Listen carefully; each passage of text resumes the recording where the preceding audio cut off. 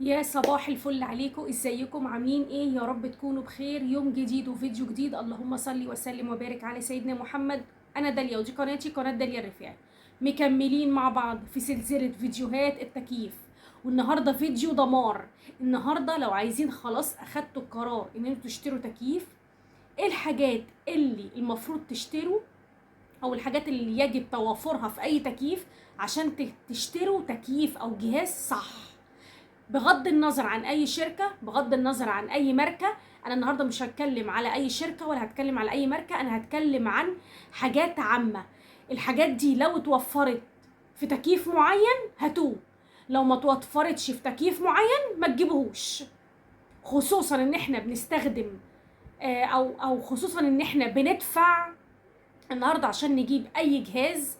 عايزه اقول لكم ان الاجهزه يعني في الثلاث اربع سنين، وانتوا يعني اديكوا عارفين ولامسين ده بايديكوا، يعني ان النهارده الاجهزه في الثلاث اربع سنين اللي فاتت غليت الطاق 10، مش هقول لكم 2 ولا 3 ولا 4، الطاق 10. فالنهارده عشان نشتري اي تكييف خاصة واي جهاز عامة لازم نبقى يعني بصوا متأكدين منه 100%. ما تشتروش اي جهاز كده وخلاص. انا الحمد لله الحمد لله قبل ما بشتري اي جهاز، اي جهاز في الدنيا مش تكييف بس، لازم اعمل عليه سيرشات كتير جدا. انا بدفع فلوس يا جماعة وبتعب بفلوس. انا عشان اجيب جهاز لازم اولا باخد بالي من حاجات كتير جدا جدا، انا جمعتها لكم كلها، مش مستخسره فيكم الغالي والله. بصوا، انا جمعتها لكم كلها في حاجه واحده. الفيديو ده هتاخدوا بالكم كويس قوي، لو اتبعتوا الحاجات ديت او اتبعتوا العوامل دي هتجيبوا احسن تكييف. لو ما توفرتش الشروط دي يبقى خلاص انت بقى حره. اول حاجه، انا قلت لكم بغض النظر عن اي شركه او اي شركه او اي ماركه، انا مش هتكلم النهارده على الشركات ولا هتكلم عن الماركات. خلاص احنا قررنا ان احنا نجيب تكييف. طب هناخد بالنا من ايه؟ اسمعي بقى الفيديو من اوله كده، نبتدي بقى من الفيديو من اوله. اول حاجه خالص بتاخدي بالك من فتره الضمان. بصوا كده، الف ب، يعني الف ب شراء. كل ما فتره الضمان طولت، بقت طويلة، كل ما الشركة اللي انتي بتشتري منها الحاجة بقت ممتازة. يعني في شركات الضمان بتاعها سنة، وفي شركات الضمان بتاعها 5 و10 سنين. اعرفي ان كل ما فترة الضمان بقت طويلة كل ما الشركة ديت شركة محترمة، انتي بتجيبي من حاجة محترمة. ليه؟ لان النهاردة اي شركة يعني زي ما بيقولوا كده اي كلام هتحط فترة ضمان طويلة. ليه؟ ايه اللي يخليها تحط فتره ضمان طويله؟ لان هي عارفه كويس قوي ان هي بتستخدم مواد خام مش كويسه. طب ما هي المواد الخام او عمر الافتراضي بتاع الماده الخام او الجهاز او قطعه الغيار اللي هي بتعملها مش كويسه، يبقى بعد سنه كبرها قوي، بعد سنه هتبوظ. يعني انا لو الشركه مش محترمه او شركه مش كويسه وبستخدم حاجات اي كلام او قطع غيار اي كلام او قطع غيار تقليد، ايه اللي هيخليني احط لك يعني فتره ضمان طويله؟ بالعكس انت كده بتخسري الشركه عندي.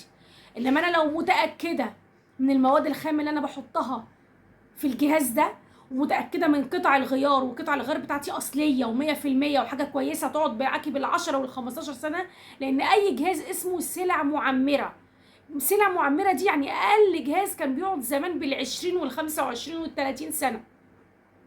عايزه اقول لكم كده، يعني الاجهزه زمان كانت بتقعد بال20 وال25. الجهاز المصانع ده، البوتاجاز المصانع ده كان بيقعد بال40 سنه، 40 سنه شغال. الاربع يوم بتاعته شغال، الفرن بتاعه شغال، تعملي منه احلى صواني. فليه؟ لان حاجته كلها ممتازه.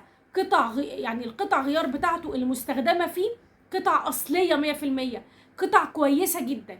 فاول حاجه تبصي عليها في اي شركه وانتي بتشتري التكييف فتره الضمان. كل ما فتره الضمان طالت كل ما تعرفي ان الشركه دي محترمه. خلاص، دي رقم واحد. دي رقم واحد اللي هي خدمه ما بعد البيع او الضمان او الصيانه. هنقول ان هي فتره ضمان، فتره صيانه، المهم ان هي كل ما الفتره بتطول كل ما تعرفي ان ايه، ان ان ان الحاجه دي كويسه. في طبعا ناس بتقولك ايه، يعني مثلا في اجهزه يقولك على الحاله الداخليه مش عارفه 5 سنين، وعلى الجهاز كله مش عارفه 10 كده يعني. ف وعلى قطع الغيار مش عارفه سنتين، وعلى الجهاز كله 5 سنين كده. فاعرفي ان كل ما فتره الضمان طالت كل ما بتبقى شركه محترمه. دي اول حاجه بتبصي عليها في اي شركه او اي ماركه انت بتجيبيها، هي فتره الضمان. رقم 2 تاخدي بالك منها كويس قوي قوي قوي، قطع الغيار. يعني انا لسه ما اشتريتش الجهاز وبتقولي لي قطع غيار ادور عليها؟ طبعا طبعا طبعا طبعا. بصوا يا جماعه، هي كده عامله زي لما يكون العربيه، يعني انا هجيب لكم يعني ايه المثال بحاجه تكون قريبه عشان تقدروا تفهموا انا قصدي ايه. زي ما يكون مثلا زي العربيات كده يا جماعه، مثلا في عربيه مرسيدس مثلا، بصي قطع الغيار بتاعتها بتبقى عامله ازاي. ومثلا هنقول قطع، ومثلا عربيه مثلا لادا او عربيه عاديه، بصوا قطع الغيار بتاعتها بتبقى عامله كام. فهي الشركات بتبقى كده، في شركات بتبقى عاليه، الفئه السعريه نفسها بتبقى عاليه فقطع الغيار بتاعتها بتبقى عاليه. وفي شركات بتبقى متوسطه، قطع الغيار بتاعتها متوسطه. وال ال ال ال وفي قطع غيار بتبقى قليله. انت على حسب، يعني انت خدي بالك كل ما بتشتري شركه، يعني كل ما تشتري جهاز تكييف فئته السعريه عاليه، خلاص بيبقى انت بتاخدي ضمان حلو، خلاص، لكن في نفس الوقت بتاخدي قطع غيار غاليه. فهتقولي لي طب ما هو لسه بيبقى في قطع الضمان بيبقى المفروض ان قطع يعني فتره الضمان بتبقى طويله. بس انت لازم برضو تفكري في لو ممكن تكون طول فتره الضمان هو شغال كويس، اول ما فتره الضمان تخلص ساعات بيبوظ ساعات. لازم تعرفي كويس قوي هل قطع الغيار بتاعت الجهاز دي انا هتبقى في مقدوري ان انا اجيبها، هل هتبقى مش عاليه عليا عشان اجيب حته قد كده فيه هدفع مبلغ وقدره. فكل ما الفئه السعريه بتاعه الجهاز بتبقى عاليه، او كل ما الشركه بتبقى فتره ضمانها عالي، فئه السعريه بتاعتها بتبقى عاليه، حاجات كتير قوي، يعني شهرتها بتبقى عاليه، كل ما قطع غيارها كمان بتبقى عاليه. يعني انا زي ما بقول كده، انا قبل ما اجيب عربيه هل قطع غيارها انا هقدر عليها؟ هل لو حاجه باظت فيها انا هقدر ان انا اصلحها؟ فلازم تاخدوا بالكم قوي، ما تفرحوش ان إن الجهاز انتوا جايبينه جهاز غالي جدا وفتره ضمانه عاليه جدا، لكن لا قدر الله ممكن تكون حاجه كمان مهمه قوي، ان ممكن تكون قطع غيار بتاعته مش متوفره اصلا في مصر، تكون مستورده. يعني ممكن تكون الشركه، يعني مثلا زي شركه مثلا LG، شركه ال جي من الشركات اللي هي العاليه في مصر، الشركات اللي هي فئتها السعريه بتاعت الاجهزه بتاعتها كلها بتبقى عاليه اصلا، مش تكييف بس، بتبقى عاليه. تعالي بقى دوري على قطع الغيار، قطع الغيار بتاعتها مستورده للاسف، قطع غيارها حتى لو موجوده هنا في مصر عاليه جدا. فلازم قبل ما تشتري الجهاز، هل انت هتقدري على قطع غياره؟ هل هتقدري تصلحيه بقطع غياره؟ في ممكن يكون مستورده فمش هتقدري تقعدي بقى تستني شهر واثنين وثلاثه واربعه عقبال ما يجيلك. في قطع غير ما بتبقاش متوفره، لازم يبعتلك زي ما بيقولك ايه، لازم نطلبها من بره. فلازم ايه يعني تقعدي شهر واثنين وتعملي طلب بال20 يوم. اصل الموضوع ده يعني انا يعني عانيت منه، عشان كده بقول لكم خدوا بالكم. غير لما تشتروا مثلا زي شركه مصريه فقطع غيارها مصريه فهتلاقيها بسهوله، انت لو نزلتي العتبه هتلاقيها، فاهمين؟ وقطع غيارها على قد ايديكي. فانت ما تفرحيش بالفئه السعريه انها تكون عاليه او اشتريتي تكييف عالي جدا، لكن هتلاقي حاجه مهمه قوي وهي قطع الغيار. لازم تاخدي بالك كويس قوي قوي قوي من قطع الغيار، ده تاني عامل انت بتاخدي بالك منه. خلاص، يبقى اول حاجه كان اول حاجه كانت فتره الضمان قلت لكم عليها، تاني حاجه قطع الغيار، تالت حاجه وهي حاجه مهمه جدا جدا جدا وهي الفئه السعريه. انا خلاص نويت اشتري تكييف، ابتدي ادور في شركات في السوق فئتها السعريه عاليه، وفي حاجات متوسطه وفي حاجات قليله. خدي بالك كل ما اشتريتي فئه سعريه عاليه كل ما هتاخدي فترة ضمان أطول، كل ما هتاخدي قطع غيار أغلى. خلاص، فهي بتتقاس كده. الفئة السعرية غالية، زي مثلا هقولك أعلى حاجة في السوق مثلا زي المتربع دلوقتي هو LG وشرب، يمكن شرب كمان واخد شهرة أكبر. لان المواد المستخدمه جوه زي ما بيقولوا كده المواد اللي مستخدمه جوه الكباس بتاعته نحاس، فهم معتمدين على كده فبيغلوا التكييف. يعني يعتبر اعلى تكييفات دلوقتي موجوده في السوق هي شارب، دي تعتبر اعلى حاجه يسواها في السعر، او اقل منها شويه هي تبقى ميديا او يونيون اير، اقل شويه هتبقى فريش. دي تعتبر ده الفئه السعريه. انت بقى حددي انت عايزه ايه، عالي قوي ولا متوسط ولا قليل، شوفي انت بقى وقارني. يعني انا دلوقتي جبت مثلا شارب، تقومي كاتبه كده فتره الضمان بتاعته كذا، قطع الغيار بتاعته متوفره ولا مش متوفره، مستورده ولا مصريه، غاليه ولا مش غاليه. تبتدي تكتبي بقى، يعني تكتبي النوع وتكتبي سعره قدامه، وتكتبي كمان فتره الضمان بتاعته، وتكتبي مثلا الشركه اللي بعدها، مثلا نقول مثلا ال جي، تكتبي برضو سعره، تكتبي فتره الضمان بتاعته، تعملي ورقه كده فتره الضمان بتاعته كذا، قطع غياره متوفره ولا لا كده. طيب خلاص قررنا برضو نشتري تكييف، خلاص واستقرينا على الشركه، خلاص ومعانا الفلوس، الفئه السعريه بتاعتنا خلاص، احنا تعتبر الفئه السعريه خلاص حددناها، خلاص حددنا قطع الغيار، حددنا فتره الضمان، حددنا الشركه اللي هنجيب منها. تبقى حاجه مهمه جدا جدا جدا، هو موفر في الكهرباء ولا لا؟ طبعا انتوا شايفين اللي احنا فيه. هل كل شركه دلوقتي بتتميز او بيعملوا زي يعني بيتنافسوا زي ما بيقولوا، ده موفر ده مش موفر. الحته دي انا مش هقدر اكلمك فيها، انت لازم تتفرجي على ناس متخصصه، ناس فنيه، صفحات كتير قوي، يعني فنيين مهندسين صيانه، هم اللي يقدروا يقولوا لك الموضوع ده ويفيدوكي فيه اكتر. لكن ده عامل من العوامل المهمه اللي انت لازم تاخدي بالك منه كويس جدا. زي ما بيقولوا كده الاجهزه الصيني، يعني احنا كنا زمان نقول ايه، لاي جهاز صيني هو حلو وكل حاجه وسعره رخيص وكل حاجه، لكن اوحش حاجه فيه انه كان حريت كهرباء. فهي معروفه ان الاجهزه الصيني كويسه وكل حاجه وفيها اوبشن كتيره جدا، لكن كان عيبها حاجتين، ان عمرها الافتراضي قليل، تاني حاجه ان هي حريته كهرباء. فانا كنت دايما لما كنت اجيب اي جهاز اشوفه الاول، هل هو صيني، ابعد عنه. هل هو لان يعني زي ما بيقولوا كده الحاجه اللي الصيني دي بتبقى نظام ايه، اقلب واجري اقلب واجري. فانا دايما كنت اخد بالي قوي من الاجهزه، حتى لو الاجهزه في المطبخ ببقى عارفه كويس قوي ان هي حريته كهرباء فظيعه. تاني حاجه ان هي عمرها الافتراضي بتاع القطع الغيار بتاعتها قليله جدا، يعني ما بتقعدش سنه وبتخرب. فخدي بالك كويس قوي من هل هي موفره في الكهرباء، العامل ده مهم جدا جدا جدا. وحاجه مهمه جدا وعامل مهم جدا يعني تاخدوا بالكم منها، وكنت عامله فيديو مخصوص عليه. الفيديو ده اللي قبليه هيبقى اللمبه البرتقاني، اللي قبليه هيبقى ازاي تحسبي عدد الاحصنه في التكييف من غير فني ولا مهندس صيانه.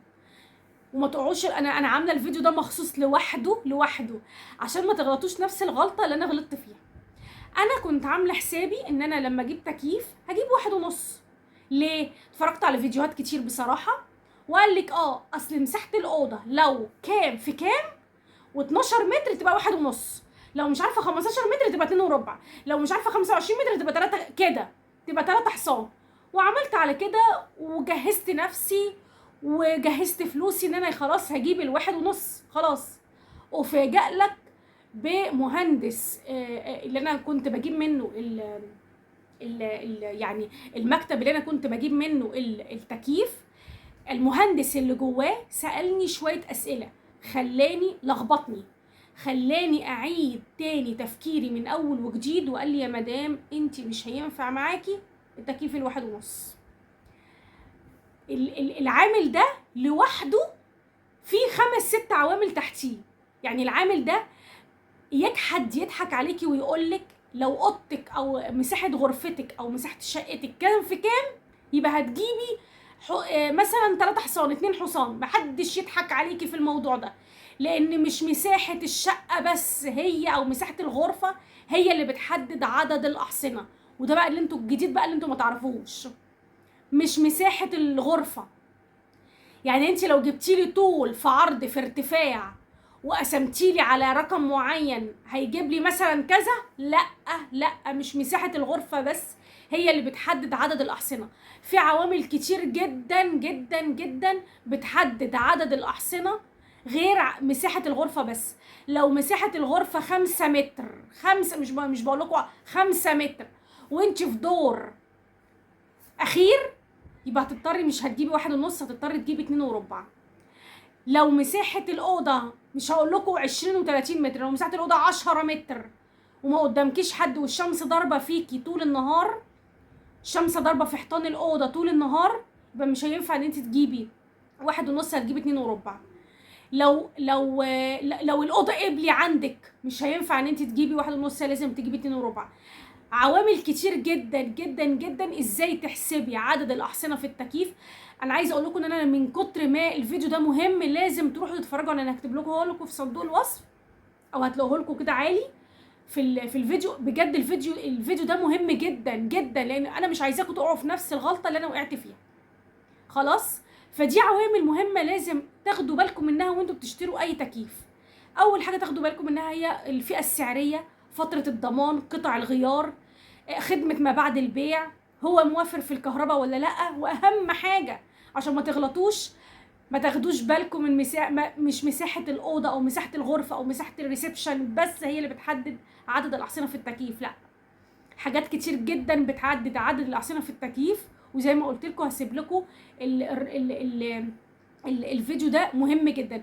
لو ما عرفتوش توصلوا له، هتكتبوا كده في العنوان وانتوا في البحث بتاع اليوتيوب طريقه او ازاي احسب عدد الاحصنه في التكييف، وهتكتبوا كده داليا الرفاعي.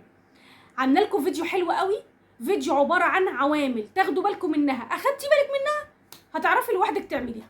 خلاص، موضوع سهل. واخر حاجه معايا هي صوته هادي ولا لا، لان في تكييفات، انا كنت جايبه تكييف قبل كده صوته شنيع كاني مشغله جرار في الشقه. هو حلو كل حاجه، بس يعني مشكلته ان هو كان صوته عالي قوي قوي، او كان فعلا كنت بحس ان انا كاني مشغله جرار في الشقه، فكان بيعمل لي صداع. طبعا انت ما بتشغليش التكييف نص ساعه او ربع ساعه وبتقفلي، لا انت على الاقل ساعه، ساعه ونص، ساعتين. في ناس بتشغله 3 4 5 ساعات، فبيعمل لك دوشه يعني في دماغك. فلازم تاخدي بالك برضو اذا كان هو صوته هادي ولا لا. وفعلا الحمد لله التكييفات الاسبريت دلوقتي تقريبا من يعني تقريبا كلها ملهاش صوت، يعني او صوتها بيكون يعني الى حد ما بتبقى فيه فروق طفيفه قوي ما بين الشركه والتانيه. طبعا كل ما الفئه طبعا السعريه بتعلى، كل ما فئه السعريه بتعلى بتاعت التكييف، كل ما بتلاقي حاجات منه يعني احسن. يعني مثلا هتلاقي مثلا صوته هادي، بيقولك بيوفر في الكهرباء، مثلا في فلاتر جوه بتنقي الهواء قبل ما تطلع لك كده. يعني في شويه حاجات كده هتاخدي بالك منها. طبعا كل ما الفئه السعريه بتزيد، كل ما بتلاقي حاجات بقى رفاهيات تاخدي يعني ايه، يعني زي ما بيقولوا كده بيحطوها لك عشان يغريكي ويشدك ليها اكتر. منها ان هي اهم حاجه في وقتنا الحالي في مصر ان هو يكون موفر في الكهرباء. احنا عايزه اقول لكم ان العامل ده مهم جدا دلوقتي بقى في مصر، ان هو يكون موفر في الكهرباء ولا لا. ففي يعني العامل ده مهم جدا جدا الايام دي في مصر. طبعا عشان انتوا شايفين اللي احنا فيه وشايفين قطع النور كل شويه، فربنا يعيننا يا رب. ويا رب يكون الفيديو عجبكم وتكونوا استفدتوا منه. عوامل مهمه جدا جدا جدا تاخدوا بالكم منها وانتوا بتشتروا اي تكييف. لو العوامل دي اتوفرت، اعمليها كده في ورقه. لو العوامل دي اتوفرت في التكييف اللي انت عايزاه، هاتيه بدون تردد. والسلام عليكم ورحمه الله وبركاته. وما تنسونيش في اللايك واحلى تعليق. سلام عليكم.